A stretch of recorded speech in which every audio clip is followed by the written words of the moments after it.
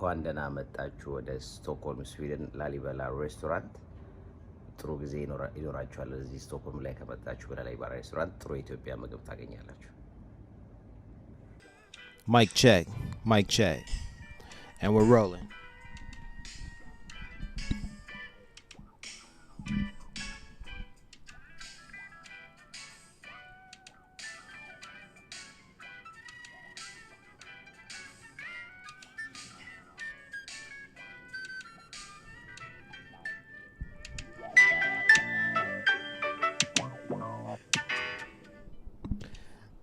Well, everyone, you can see me because I'm filming over here.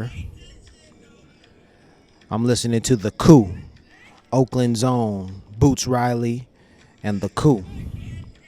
I'm gonna have to turn the music down so I can philosophize for you.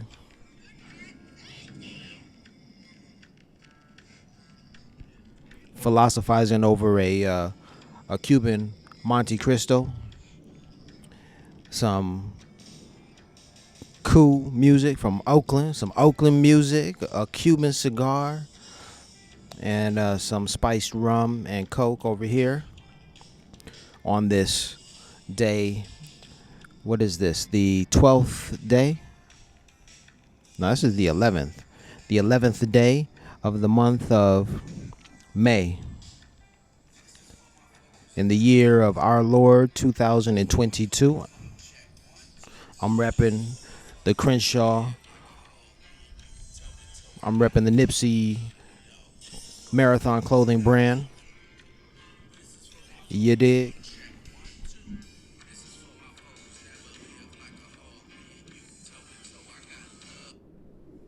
Turn that music off just for a moment so we can get into it. I was inspired by my recent travels. Why, yes, I do travel. And recently a lot. But don't get it twisted. I'm not this traveler that you may think that I am, because I've just been blessed to have these adventures recently. Let me explain what I mean by that. So, I mean, a traveler is someone who picks up and goes somewhere and stays for, many months at a time, wherever they go. And they are immersed in a culture, and they eat the food. They learn to survive in that new environment, and then maybe they pick up and move on, or they stay there for a considerable amount of time. In my case, I recently traveled for 2 weeks, and I didn't stay in any one particular country for more than 1 week. The longest I stayed in Sweden was about 6 days, I believe. 5 nights, 6 days, 5 nights in Sweden. Oh, and it was a glorious experience, I'll say that. And it was well worth it to travel. Now, here's the other thing about a traveler. There's a level of commitment. Like I said, you have to be committed to live somewhere for a number of weeks, months, and possibly even years. And what makes me different from that, the traveler that I'm speaking of or that I'm describing, is, that level of commitment for me only was for 2 weeks. And so I wasn't invested in in any particular destination. I was an observer, a participant observer. I'll call myself that for sure. Let me get a drag or a puff on my Monte Cristo.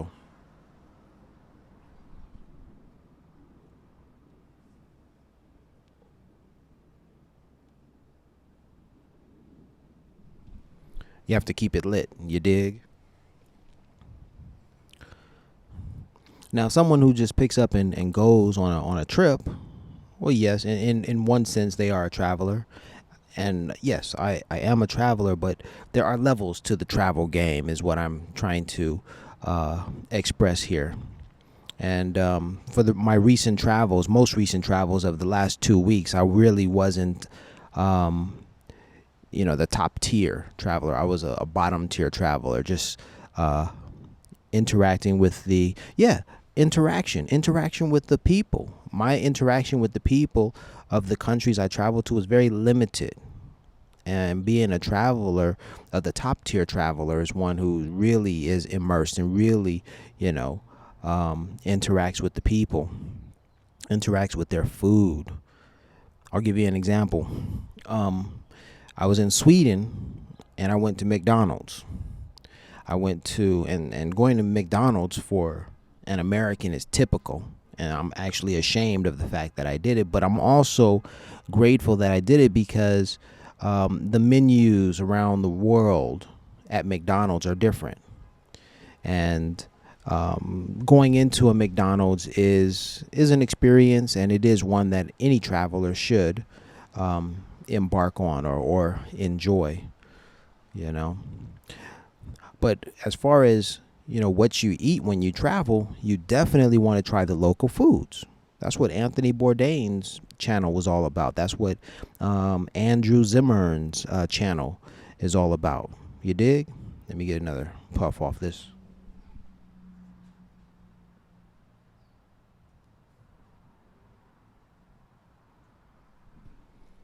See, those ashes keep the cigar lit. You may not be able to see it from this distance, but I have a considerable length of ashes on this cigar, which is helping it stay lit in between puffs. And right, so when you travel, you definitely want to interact with the people, with the food, and you don't want to just do the Instagram photo op, take photos and that kind of stuff. No, and you definitely don't want to stay in your bubble. You want to get out of your bubble as much as possible and interact with folks. So as best you can, okay. And I'll have to say, while I was in Sweden, I barely interacted with anyone Swedish. My interactions were with the Eritreans and Ethiopians who lived in Sweden. Now, that was part of my mission. I wanted to do that. I was interested in that because that communication and those interactions were more meaningful, at least on the surface. Now, if a Swede had welcomed me into their home and offered me their food and welcomed me with open arms, well, then that would certainly have been an excellent experience and well welcomed.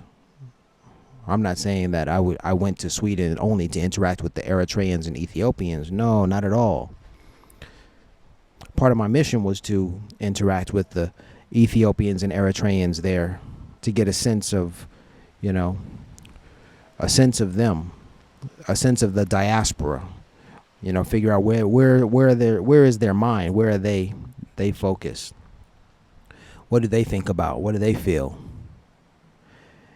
And I went to the Ethiopian restaurant, Lalibela Restaurang in Sweden, and I was warmly welcomed as a black man, and that was a pleasure to be there and to eat some of the delicious Ethiopian food, but also to fellowship, as it's called, with our Ethiopian and Eritrean brothers. And then we did a lot. We talked. We had a conversation. We were going for about an hour or so. After I ate my meal, man, I stayed there and we discussed Nipsey. I know you can see that. I checked the camera. I checked the lens and everything. Checked the view before I started this. I know you can see that, Crenshaw. We discussed Nipsey.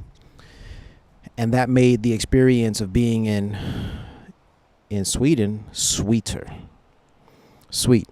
Like a rum and Coca-Cola mixture. Without the lime, it's just a rum and Coke. But with that lime, it's a Cuba Libre. I'm smoking the Cuban cigar, but I don't have the twist of lime in my rum and Coke. So I'm thinking about it. I might as well take a swig. Excuse me.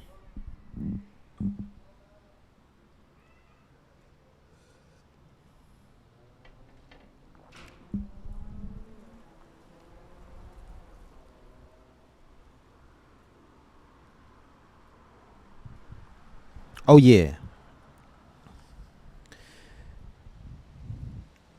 I interacted with the Ethiopians and Eritreans at Lalibela Restaurang in Sweden.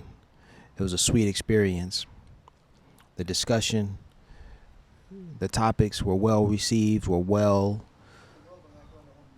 Okay. It was on point. And so what I discovered is the international exposure, the international reach that Nipsey had so far away.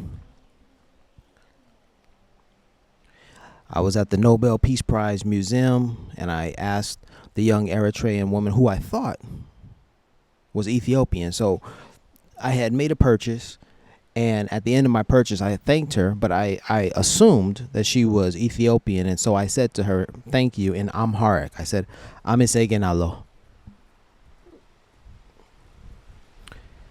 She looked up to me and she said, I'm not from Ethiopia.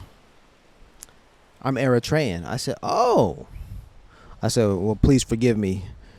You speak Tigrinya. She said, yes, I do. Now, I learned how to say thank you in Tigrinya in 2017, 2018. I have since forgotten how to say thank you in Tigrinya. So I couldn't say thank you to her in her native language. But that little tidbit of information that she told me excited me. I said, ooh, she's Eritrean. That's Nipsey's country. But I was only there to make a purchase, and she was only there to facilitate that purchase. And so our interaction was over, and I walked away. But something told me to go back.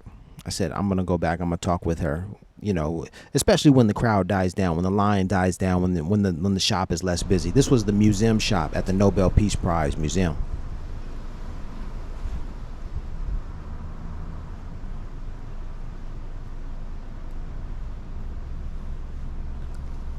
So I went back. It was less busy, less crowded.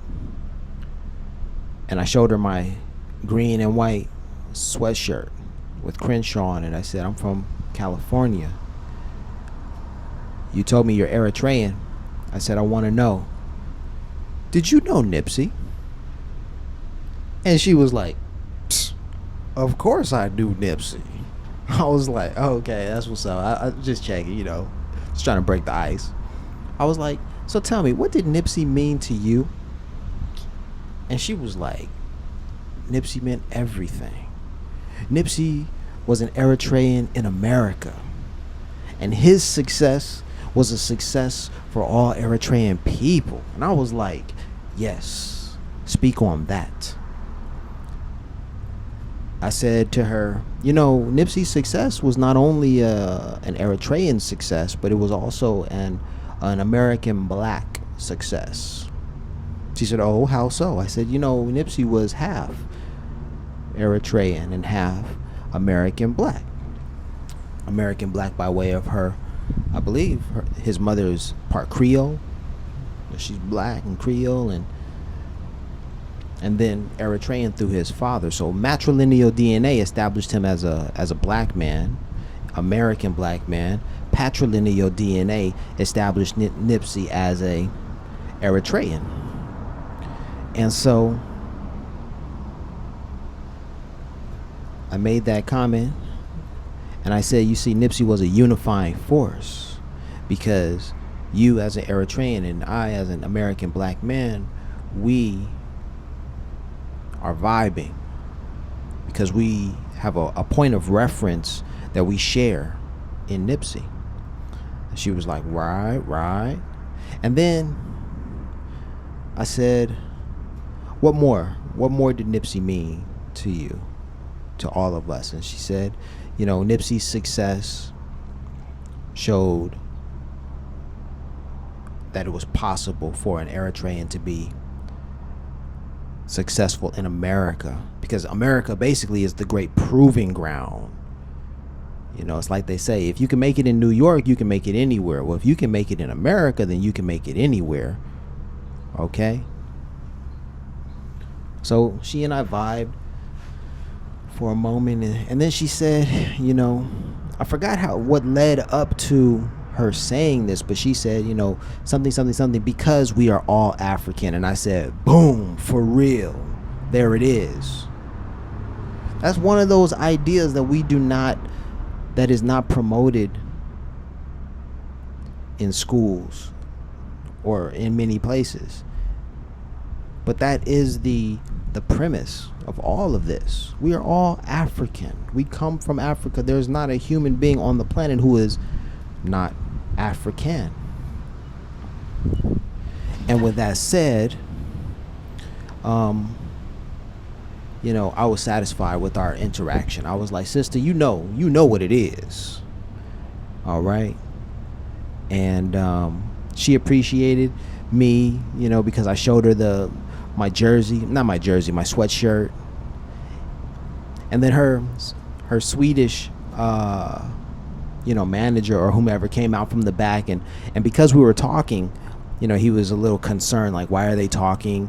She needs to be working. Why is he disturbing her? And she needs to be doing some other task, some other duty related to her job. So she turned and told him, oh, he's from California, he's from Crenshaw. And I showed him the shirt and whatnot, and so the Swedes just looked, they stood off a little bit, stood back, and they just looked, and they said, okay. And we ended our interaction, but I just thanked her, and I was just happy to have had that interaction with a young Eritrean. And I let that go. But at Lalibela Restaurang, man, we had a whole deep discussion. I told them, I said, Nipsey, after I was informed of the history of Ethiopia and Eritrea, I saw Nipsey differently than I think anyone else had seen Nipsey. And what I mean by that is, it is a reference to the Aksumite Empire. Excuse me.